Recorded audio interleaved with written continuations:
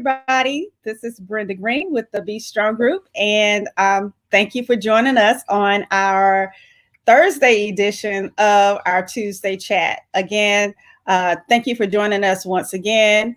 As you all may or may not know, my husband and I founded the Be Strong Group in honor of our son, Braden, who has sickle cell disease. And our mission of our organization is to spread awareness through education, advocacy, and empowerment. And we wanted to take the opportunity, mostly on Tuesdays or during an evening, to share topics that are important to those with sickle cell disease as well as their caregivers. And a lot of our topics lately really apply to really anybody, and it's helpful for everyone who's listening and want to learn more. And tonight is nothing different. And I think I told you on Tuesday that we will have Dr. Yvette Miller with the American Red Cross with us to talk about blood donation. So I am so excited to have Dr. Yvette Miller. She's the Executive Medical Director of the American Red Cross, and she is on to educate us. And just FYI, if you're on, the topics that we are discussing are for educational purposes. We have an expert here. However, if you have any questions that are specific to your health needs or to the medical needs of your child, please consult with your primary care doctor or your specialist. So again, welcome, Ms. Dr. Miller. How are you? Oh, thank you, Brenda. It's a pleasure to be here always to support, Braden and the Be Strong Group and patients and families affected by sickle cell disease. So, Dr. Miller, you and I have been working together for a while now, and you bring a perspective of a piece of education about the blood donation process that's so valuable to our listeners. And our next blood drive is this Saturday, August 28th. And we have about 30 people already signed up. So, Dr. Miller, let's talk to our followers and let them know why their blood donation is important and how can we prepare to make sure we get that blood flowing on Saturday. Mm-hmm. So let's chat. So thank you, everyone who has already signed up. And this what we're doing tonight is a call to action to share information and get you prepared and ready to make that appointment and sign up to donate on Saturday. So as African Americans, we have some unique proteins on our red blood cells called antigens that are common to individuals who are of African descent. While anyone of any ethnic group can have sickle cell disease, in the United States, about 100,000 people have sickle cell disease, the great majority of whom are Black, African American, or of African descent. So these antigens that we share that are common for individuals who have sickle cell disease and require transfusion, their blood has to be closely matched, again, because of the uniqueness of those antigens. And more often than not, the most compatible unit of blood is from an individual of the same ethnic group, or again, someone that's Black, African American, of African descent. So that's what that direct connection is. Most patients with sickle cell disease are African American. African Americans have some unique proteins on our red blood cells that must be closely matched between donor and recipient. And so that's why it's important for African Americans to donate. So in terms of some of the other things that we can do to make sure that we are ready to donate blood is to make sure on the day that you donate that you are very well hydrated. You have to be at least 110 pounds, be feeling healthy and well, and be well hydrated, have a little something to eat. Don't have a big meal, but definitely, as our mamas and daddy used to say, have a little bit on your stomach, right? So that when you come in, you're not hungry. And then just make sure that you understand that everyone who comes to donate has to have an appointment. So prior to COVID-19, we would take what are called drop-ins. Somebody that found out about the blood drive, and they would just show up for the blood drive and without an appointment. We don't do that anymore. We do, because we do have to have control over the traffic and the people in the donation site. Everyone that presents to donate has to wear a mask. So all the staff and all the donors have to wear a mask. And we are still, our blood drives are still set up with, social distancing. And again, there's plenty of hand sanitizer for everyone to use. So we're still abiding by those CDC recommendations. So be at least 110 pounds, be well hydrated, eat a little something, and make sure you show up on time for your appointment. Those are the 3 most important things. But, any questions that you have, you can certainly put questions in the chat, and we'll be happy to address them. Oh, absolutely. So some of the other things that we talk about when we are encouraging and supporting people in terms of being, the best, being the healthiest that they can be to present to donate, is that as African Americans, our normal hemoglobin is on the lower end of the scale. So for women, the minimum hemoglobin is 12.5, and for men, the minimum hemoglobin is 13. So because our normal hemoglobin is on the lower end of the range, we do have to make sure that we eat right, and that if you are a regular blood donor, you definitely should take iron between donations. All of this, and so as Brenda said when she came on, I'm certainly not your healthcare provider, and so anytime you make decisions about your health, you definitely need to have a conversation with your healthcare provider. So this is not medical information. These are just suggestions, and this health information is also on our website. But definitely, any decisions that you make about your health, definitely talk to your healthcare provider about it. But we definitely know that when a person donates a unit of blood, because we're collecting red blood cells, you do lose iron, and so you can donate whole blood every 56 days. And so in that period, after you donate a unit, you really should be taking an iron supplementation. It's usually just, a daily multivitamin. But again, check with your healthcare provider to ensure that that's the best thing for you. But in terms of preparing to donate blood, if you're a first-time donor, again, make sure you're well hydrated on that day, weigh at least 110 pounds, and eat a little something. While there is one of the things that you can certainly do, and I do encourage people to do, if you've never donated blood before, definitely have a conversation with your healthcare provider and let them know, I'm thinking about donation.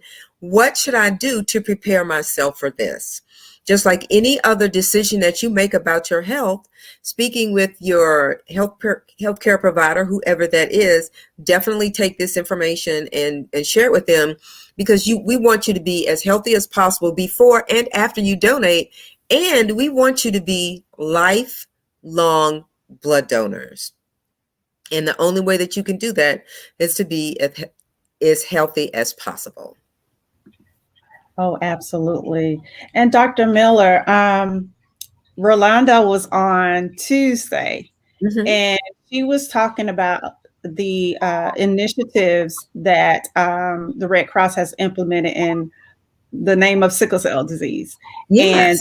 And that was very encouraging. And I know you mentioned earlier about about diversifying the blood supply. Can we just kind of go back and push that home and tell our followers why it's so important for everybody to donate blood, but especially, I know you touched on it, but let's push it again. Again, thank you so much, Brenda. I love talking about this. So in the United States, I don't know if you are, but I'm a follower of the census. So I've really been looking at all of the census data, and what the last census data showed was that we had a hugely significant increase in the number of individuals who identified as mixed race.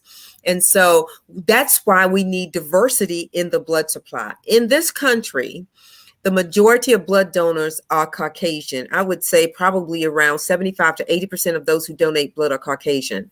While anyone can donate blood for any other person in general, But as I mentioned at the outset of this conversation, is that as African Americans and the people of African descent, we have some unique proteins on our blood cells that are more common in those of African descent. So while we could certainly likely find some compatible units in the white population, and we certainly do without a question. But when we are looking for multiple units to treat patients with sickle cell disease, that most compatible unit is generally identified from those that are African American. Only about 3% of the U.S. blood supply is donated by African Americans. I'm going to say that again. With 80% of the blood supply donated by Caucasians, and I already talked about why it's important for African Americans to donate, only about 3% of the U.S. population that are blood donors are African American.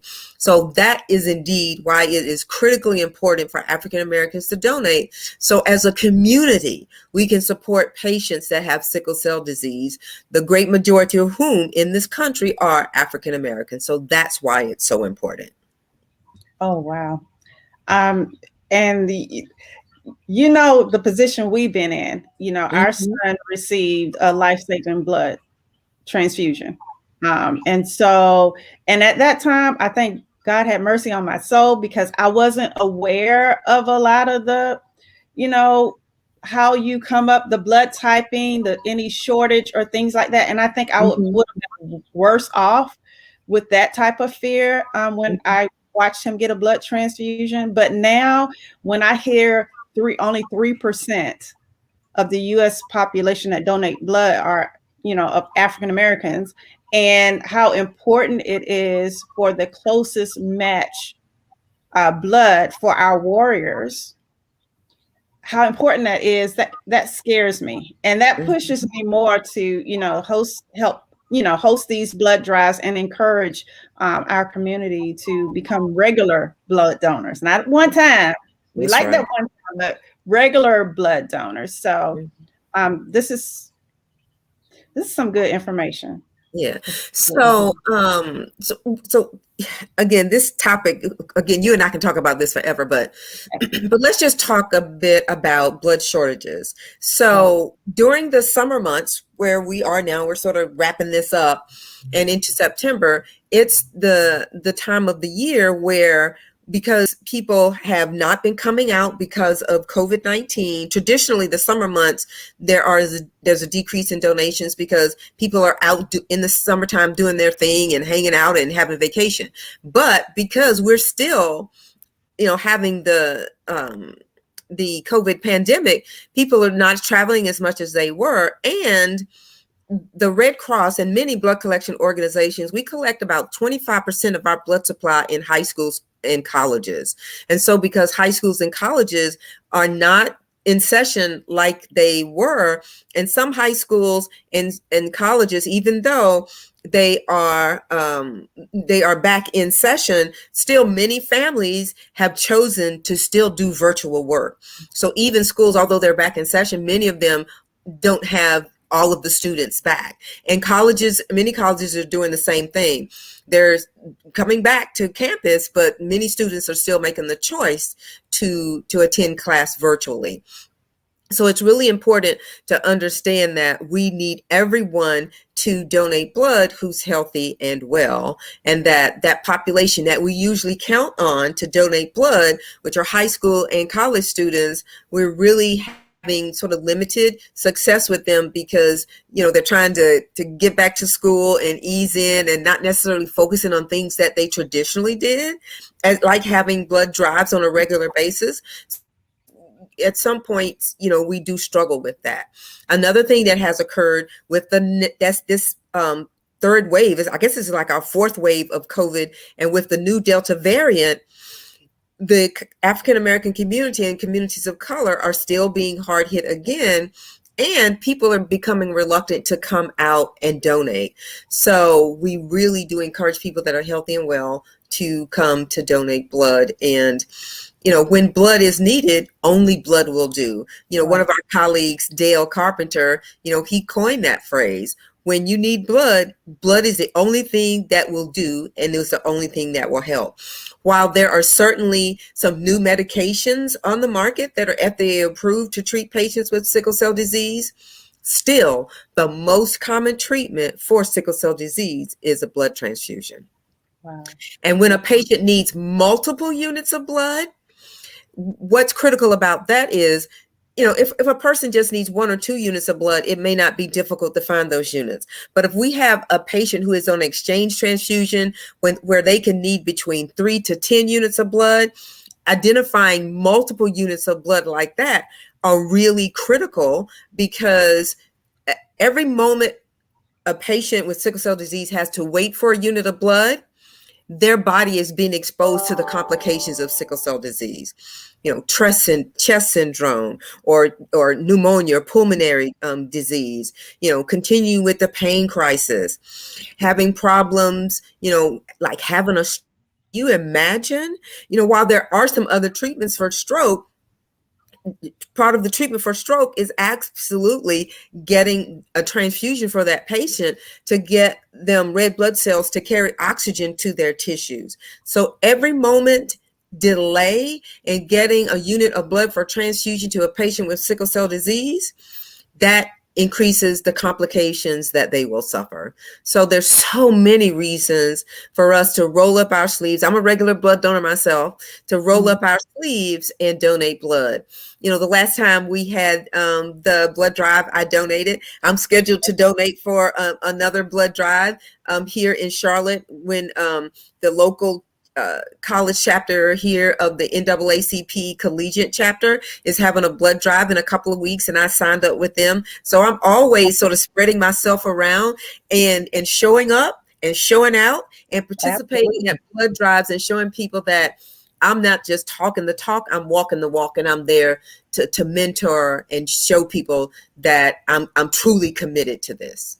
Oh, absolutely. And I was so happy to see your face when you showed up at Braden's birthday, at the birthday batch back in March, to help, donate blood. And you drove all the way down from Charlotte to help save lives. And, I'm excited too.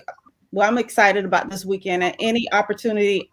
And I tell people, when I tell my story, from that moment, I sat by Braden's bedside and watched that blood flow into my baby's body. I was like, Lord, just save my baby's life. Yeah. Save his life. And I was dedicated to doing what I needed to do to give back. And my every 56 days, I do go and try and donate. I'm one of those ones, Dr. Miller, where my hemoglobin borders along the 12.5, 12.6. And so I have to make sure I, eat right. I hydrate. I have to take the iron supplements as well, just to keep it up, because I get disappointed if I'm turned around. I know. But this is what we have to do. And, when we know the whys behind it, and that's why I'm so happy you're here, because you're explaining the why, you're explaining the how their donation can work from the medical perspective, and why we need that diverse blood supply. And hopefully it will reach someone to give them that push. And even those who say, I'm scared of needles, or those who say I don't have time, or those, I did have a question that was texted to me. It said, if I'm diabetic, can I donate blood? Yes. As long as you're feeling healthy and well and your blood sugar is under control, yes, absolutely, you can donate blood. Okay. And that's what I was telling someone before, and someone had asked if they had the sickle cell trait. Can they donate as well? Yes, individuals with sickle cell trait can donate blood. And right now we have a project where we are testing anyone who self-identifies as African American for sickle cell trait. And the reason why we're doing that is because, as I mentioned before, every moment we're waiting to test a unit of blood before we can send it out to a hospital, that is time that individuals with sickle cell disease, are suffering. And so when a patient needs a unit of blood, the hospital requests that the unit of blood be sickle cell trait negative. And this is why. Because when we transfuse that blood to a patient, one of the ways that the hospital and that the doctors can tell that we are decreasing the amount of sickle cells in that patient is to take a sample of their blood and look to see how sickle cells they have present. So if we are transfusing blood into the patient from a donor that has sickle cell trait, that can confuse the picture, because people who have sickle cell trait can have sickle cells in their blood, but they have enough normal red blood cells that they do not have any symptoms. And so that's why it's important for us to know the sickle cell trait status, and why hospitals ask for the unit of blood to be sickle cell trait negative. Okay. And I'm glad you mentioned that again, because one of the things we do encourage everyone about the program, about the trait testing, is good. You have to know your status. You have to know your trait status. And if you don't know, you could save lives, and you could find out your trait status, by donating blood on Saturday, or any opportunity you can donate blood, because, and then so you can make more informed decisions, especially when you're ready to settle down and have a family. And you can make more of an informed decision based on that. So I think that's really good as well, that program. So you guys, the Red Cross is doing so many amazing things. You heard about all of the amazing initiatives they're doing in the name of sickle cell disease. And Dr. Miller has educated you on the whys and the hows. And what more do you need? So I'm gonna talk about what you mentioned a moment ago, where people say that they're scared of needles. And what I say to people who indicate that they're scared of needles, which is just a little, literally like a second's worth of pain, think about how much pain our patients with sickle cell have. That, 2 or 3 seconds of pain that you have is, after our staff inserts the needle, versus a lifetime of pain that patients with sickle cell disease have, and that perhaps your donation will be transfused to them to alleviate some of that pain and suffering. There's no comparison. So I encourage people to step outside of their lived experience and think about the lived experience of someone with sickle cell disease, and you will have a completely different approach and a completely different way of thinking about those 2 or 3 seconds of pain that you have when the needle is inserted in your arm, compared to the lifetime of pain and complications that individuals with sickle cell disease have. And when I present it that way, people say, you know what, you're absolutely are right. I don't have any excuse. Right. That's a good point. That's a good point, Dr. Miller. And I know Braden I saw a little video we did a couple of years ago, and we were addressing that question about fearing needles. And we know a couple of people who do not like needles, but anyway, Braden said in the video, he was like, I get stuck a lot. I get stuck a lot just being a sickle cell patient and going to all the doctor's appointments I have to go to every month. But can you just take this one stick this one time and donate at our next blood drive? So, and he even came up on that on his own when I asked him, would you say to someone who's afraid of needles? But, and not to minimize anybody else's pain, but you kind of step back and take a look at the picture here. And like you said, think about the pain that sickle cell patients experience. And say, okay, you know what? It might be worth it. I love that. That's Braden's message. And so, when we shoot our little video, and that, I need for him to deliver that message, because me saying it and having a patient say it is 2 completely different things. Right. And that it will be so important for him to share that as his call to action message. Right. Right. So Dr. Miller, we appreciate you taking time.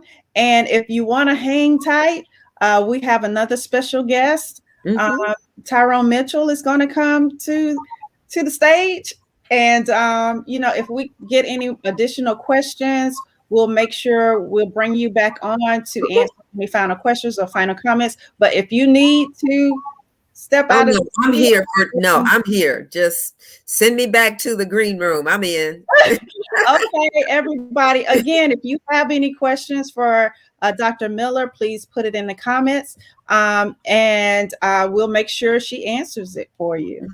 So up next, you guys, we have Mr. Tyrone Mitchell. Tyrone Mitchell is in the house. I thought he was going to be on his bike, but he's with the Sharp Iron Riders. We're so excited about him participating in our event on this Saturday, August 28th at Eastover Park. Yes. We're going to let him share more of the details, but even on top of that, besides him making our event even more special, he has some very important, impactful initiatives that he wants to come to fruition in our community compared to cycling. So, Tyrone, thank you for joining me. Well, it's my pleasure. Truly, it's my pleasure. I was sitting here just enjoying the conversations with you and Dr. Miller. I said, wow, I'm learning more than I expected to learn today. So that's really great. But I'm just really happy to be a part of what you, your husband, and your family is doing with the Be Strong group, and then also hearing what Dr. Miller is really doing with the American Red Cross. So for me to come into this segment, it's a blessing to me, and I hope I can be a blessing to everyone here too. Oh, absolutely. Can you just share a little bit more about that you want to share with those who are listening tonight? Okay. Share about yourself. Yeah. Well, I typically introduce myself in 16 simple words. I say just 16 words: husband of one wife, father of three sons, server of one God, nothing more, nothing less. And basically, because all what I do, what I say, and what I try and practice in my financial practice with my team, the Sharp Iron Riders, and people that I come in contact with, all that I do and that I am is based upon the talent that God has given me to really try and help others. I started my financial practice back in 1984 when I was 19. And I wanted to make a difference. I just wanted to make a difference in the community because I saw things occurring that kept us somehow pigeonholed, to certain types of economic structures. And through my studies, I found that there was a better way to do things. And so I decided to go into finance and build my practice from there. My love for cycling, it was just an addition to get me back in shape, okay, from sitting behind the desk so much. But also it was a way for me to, I tell folks, it was a way for me to advertise my business. And the reason why I say that is because when I started cycling at this level, and now I'm at what we call a competitive stage, I compete in long distance races. Just a couple of weeks ago, I did a 100-mile race in North Carolina. I came in third. No, that's two. Came in third. Okay. All right. So, but those, so these are the things that I do. And what I realized is that if I'm going to be out there for 5-6 hours, why am I wearing somebody else's logo? Why am I wearing a company's logo and they know nothing about me? They don't contribute to me. They don't do anything for my community. But I'm just spending money advertising their brand. So what I learned how to do is really take control of my own destiny. I design my own uniforms for cycling, and lo and behold, it has my company brand on there.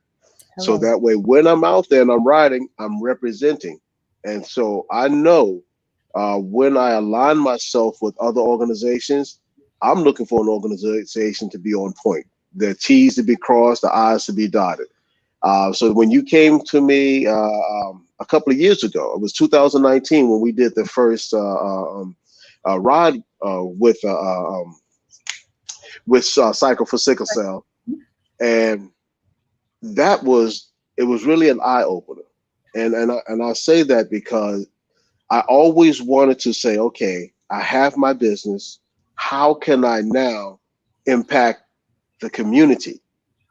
Not everybody's going to be able to afford, you know, a financial advisor at certain levels. All right, but to some degree, a business, especially in our community, has to be sustainable, meaning that it should be able to outlive those who establish a business. And the only way you're going to be able to do that is have it to the point where the community sees it and accepts it as part of their own. And when I look at many of the other industries out there, they come in, they take, you know, many times I teach about you know, economic stability, and people are quick to tell our community that, you know, we have a $1 trillion spending. We spend $1 trillion a year. You know, that's how much money we have. But how often do they say we can save $1 trillion? You know, so, you know, if we have that money going out, we should be able to find ways to bring it back in.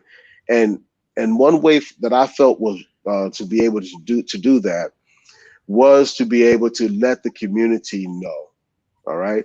And a few years ago, when I was a business counselor at the Chamber of Commerce in Columbia for SCORE, one of the older gentlemen gave me a book, and the book was called Guerrilla Marketing. And I always remember that book. I may have it right over there too, but in that book, it talked about that you don't have to have a $1 million research and development department. He said there are some things that you can do on a grassroots level that get you building up and supporting your community.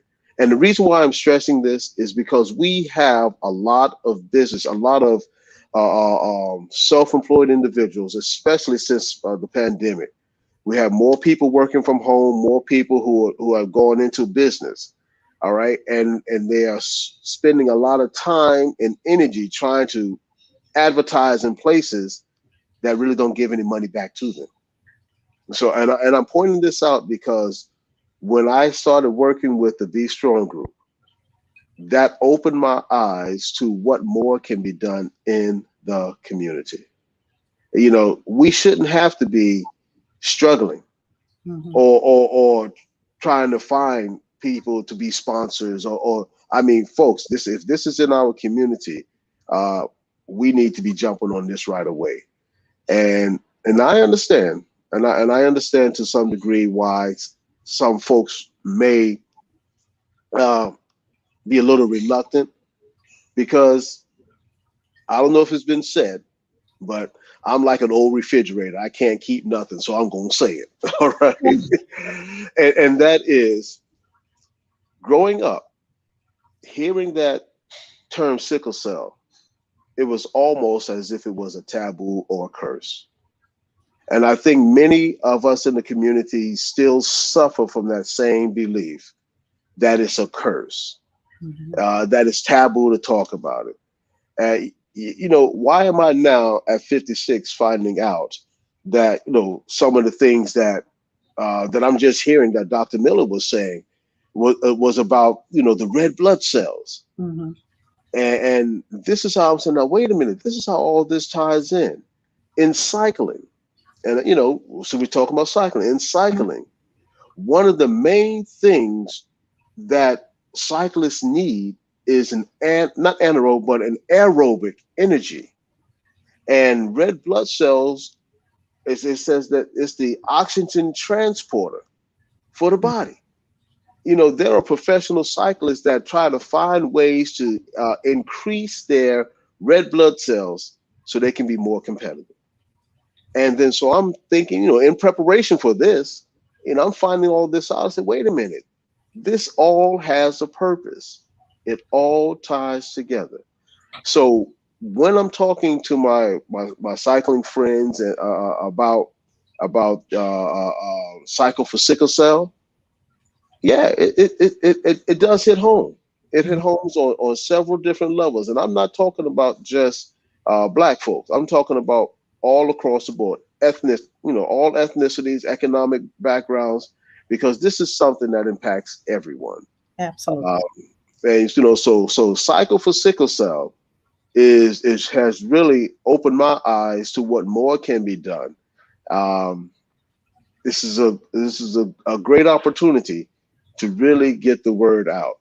Now, I also will say this is that if others are slow to come on board, then Ms. Green, you keep on pushing.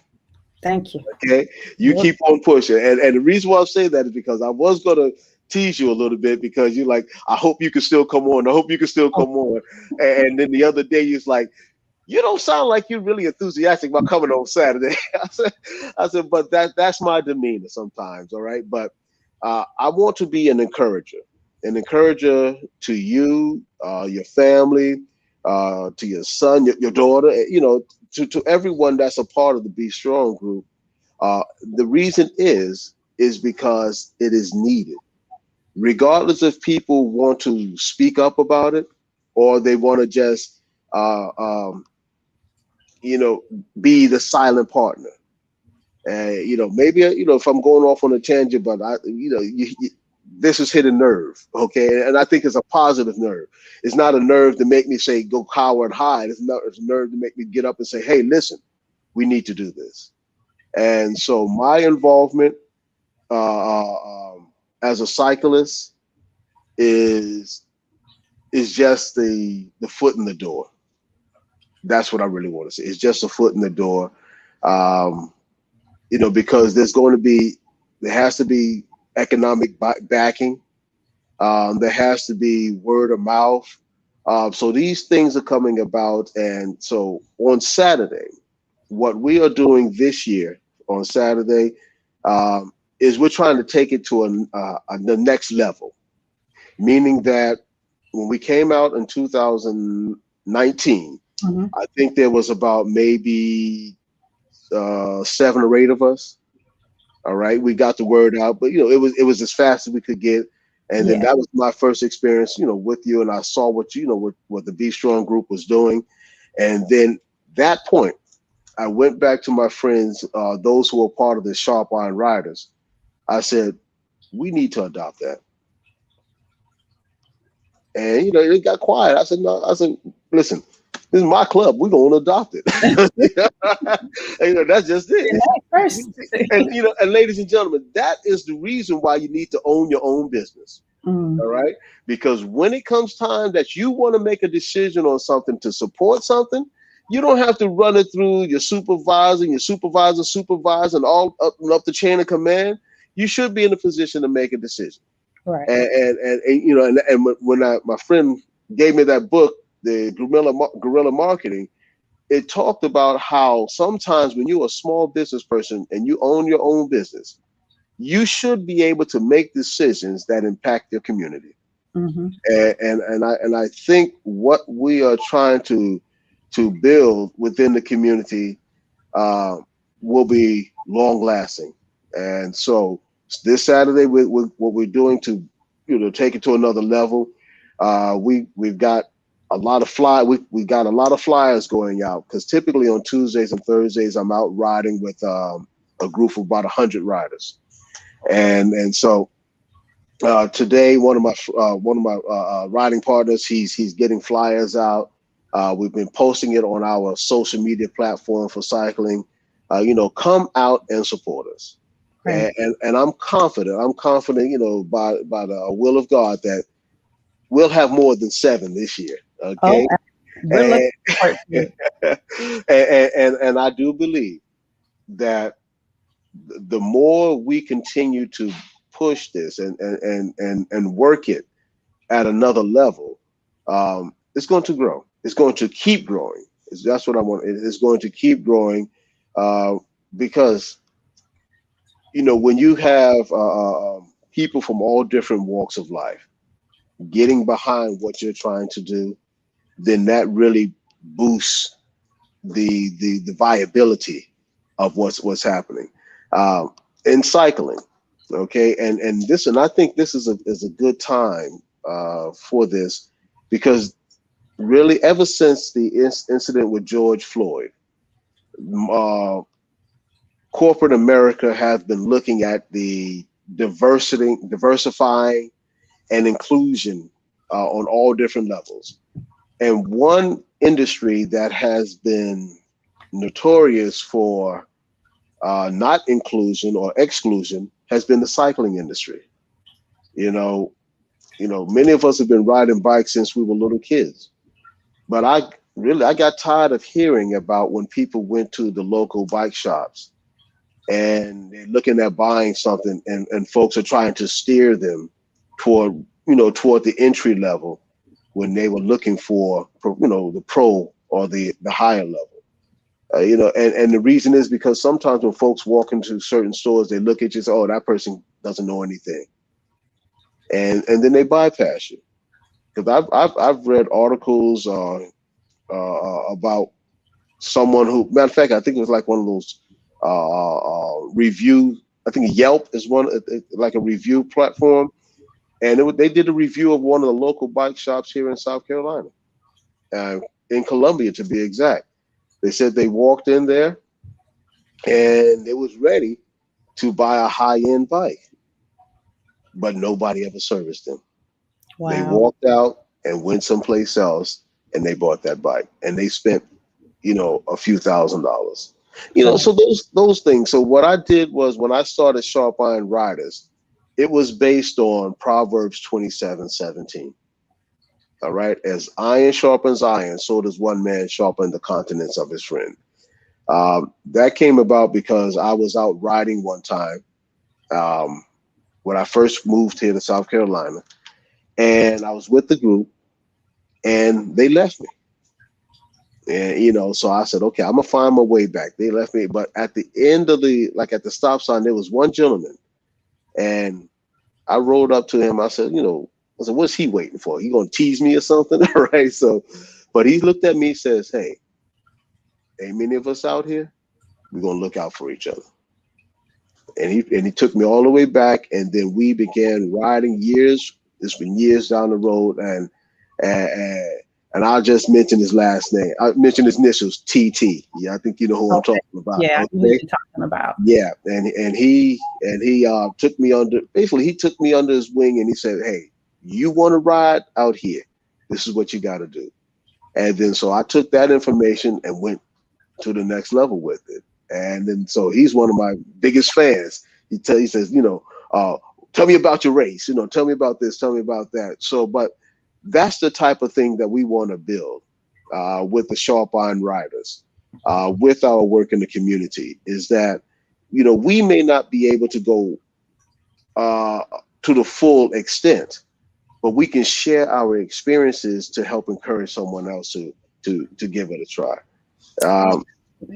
I'm sorry. Go ahead, Ms. Green. Well, I know you asked for a little snippet. Right? Yeah, and I just want to be conscious of time, because the attention span on social media days. But that's why I'm really excited about our partnership, and I'm looking forward to kind of really digging deep in it to continue on doing good things in our community and building on this. And so we're excited to see y'all roll up on Saturday and to just encourage the younger riders that you meet and greet out there. Yes. So I hear you're going to be doing like a demonstration after the whole cycle event for us. You're going to educate our participants. Yes. And I've even tweaked it a little bit. Okay. So what we have at 8:00, I know the primary part of the activity is going to start at 9:00. Mhm. But what we want to do is we're going to go roll at 8 o'clock from Eastover Park. We have a nice, comfortable, flat bicycle route, okay, of about 20, I think about 25 miles. We're going to go out and come back. That's not for everybody. That's for the professionals. No. We're going to do our two. Oh, come on. But go ahead. Okay. Well, listen, I will be there to encourage you. You know, I will encourage you every pedal stroke, and before you know it, you've done 25 miles. Mm. Okay. Now, many of us, you know, on Saturdays we typically go out 50 and above. So that's why we did a 25-mile lap. We're gonna do one lap. Then I will do the presentation, and for those part of the group who still want to continue to ride another lap, they'll do a second lap for their 50 miles. If anyone is going to participate, I have to let you know, please, please, please have a helmet. Okay. Right. We do not allow you to ride with us if you do not have a helmet. Okay. And also, we prefer that you have lights. I know it's daytime, but you know, the lights do work for your visibility in the daytime too. But the primary thing is you need to have a helmet. And I think we talked about this in 2019, but it's something we need to talk about. Your helmet, your lights, and the water bottle. Okay. We believe the temperature may rise on Saturday, but you make sure you have a water bottle. All right. And then when we come back, on that first lap, when I come back, I'll do a demonstration and we'll talk about safety issues. We'll talk about different types of bikes. If I can get a couple of my friends to bring their bikes in.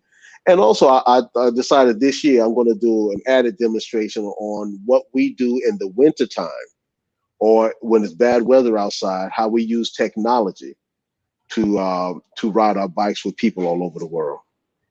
Oh, yeah. So I think this is going to be great. And so everybody who's listening, and you should know by now, especially if you follow the Be Strong group or if you follow me, Brenda Green, on Facebook, you know we're having a Cycle for Sickle Cell event and blood drive. So it's called the Cycle for Sickle Cell Disease and Blood Drive Community Event this Saturday at Eastover Park. We'll be there. The Red Cross will be there from 9 to 2. We still have some appointments open, and we will be there until 3. Now, the ride for us amateurs starts at 10 a.m. and we'll give. And you can ride, you can cycle, you can walk, you can run. My dad said he's riding today. Maybe you could talk to him about that 25 mile. Oh yeah. You know, so we're going to ride and walk and we'll get there. Then we'll come back to the park. We'll all be social distancing, safe. We have the demo from Mitchell talking about bicycle safety and the other information he wants to share. And it's going to be a good community event where you're going to learn. We're going to get out. We're moving. We're getting that blood flowing through our body. Yes. Those of us who are donating, don't ride too hard if you're donating after the ride. And those of you who are donating blood before the ride, make sure you get some extra packs of those Oreo cookies from the Red Cross or peanut butter cookies or whatever they have. And, you know, take your time and stay hydrated. Yes. And we'll wait for you at the finish line. But we're so excited to have you. And I'm calling you by your last name, Mitchell. That's all right. And we're going to bring Dr. Miller back on. I'm going to see if we could fit everybody in the screen. Hold on. And I'm going to get it right. Oh, I got to add her to the stream. Hey, Dr. Miller. Hey. We do have a question. This one is for Tyrone. What about the e-bikes? How do they work? The e-bikes they're electric bikes. Of course, they have a battery cell, and depending upon the brand you have, an e-bike is just like a regular bicycle. What it really does is that it gives assistance to the pedaling, especially if the road goes up and you have a little difficult time going uphill. An e-bike, electric bike, it just provides an additional boost of assistance to help you, you know, keep pace. Okay. All right. And I just want to reemphasize, I know anybody riding with you, Tyrone, need to have a helmet, but we encourage everybody Yeah, who's coming out to ride the bike, you make sure you bring your helmet along with you too. We that's want to right. do it That's right. safely. Even Um, on the parade, yes. Absolutely. And then Dr. Miller has already told us what we need to do in preparation for us to donate blood. Do you want to add something, I Dr. Miller, I about do want to add something. But first, I put on my Be Strong group shirt. You can't see it. All right. Be from New York, so, I won't be there on Saturday, but I will have this shirt on. All right. And just and again, thank you so much, Tyrone. So y'all need to listen to Erykah Badu, and you better call Tyrone if you got questions. You hear me? You know, I still haven't got any royalties from that song. So you know who to call. But one of the things that we do after a person donates blood, we do caution people against doing strenuous activity because you just donated blood and we just took, a pint of blood from you. So, while I absolutely encourage people and want to support the blood drive, they definitely should not be going on a 25-mile bike ride after they donate because there's supposed to be no strenuous activity. But again, the staff will definitely communicate that to folks, but I need for y'all to carry that message too, because sometimes, people, we tell people to be hydrated and all the things that I mentioned before, but even when you're perfectly hydrated, again, you just lost a unit of blood. And so it's just recommended against strenuous exercise on those days after you donate blood. And, I don't listen to my own words. Sometimes I do Zumba class. I love doing Zumba. And one time I donated blood. It was earlier in the day. And then my evening Zumba class, I was doing, all the arm stuff and my arm started bleeding. So when I was dancing and moving my arm, the clot that that you get the Band-Aid and then the wrap, I had taken the wrap off, and which you're supposed to do after about an hour, and then my arm started to bleed. It was just blood all over the place because I wasn't even paying attention. Somebody says your arm is bleeding.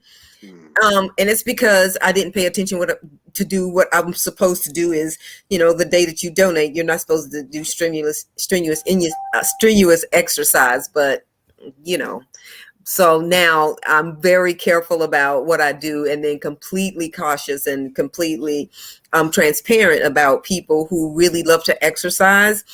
On the day that you exercise, give yourself a break. Have that be your day off. Nobody's supposed to exercise 7 days a week anyway. So if you're going to donate, you should have that day as your off day when you donate. There's a way to get that your exercise in every other day of the week, but the day that you donate, it should be the day where you don't do so much exercise. There's other things that you can do. You can, do some, maybe do leg work or something like that at home, but definitely not a lot of strenuous activity. And I want to add again that at 10 o'clock, those of us who will now depart on the 25-mile journey at 8 o'clock, we will be riding maybe a 2-mile course from the town. We're going to circle up Main Street close to the post office for those who know Eastover, and then circle back around and go back to the park. And again, you can ride the bike and walk, or you can run. Last time in 2019, I walked. I didn't ride my bike. I ended up walking, and my dad ran.